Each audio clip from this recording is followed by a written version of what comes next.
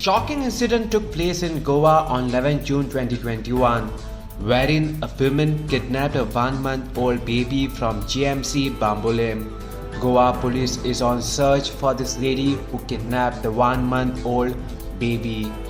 She was wearing pink color churidar and blue color pants and was last seen at Mapsa Karaswada Junction.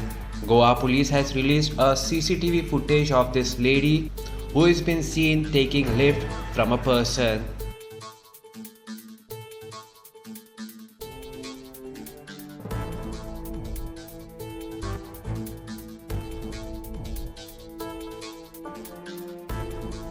If anyone can identify such similarities, then please contact your nearest police station.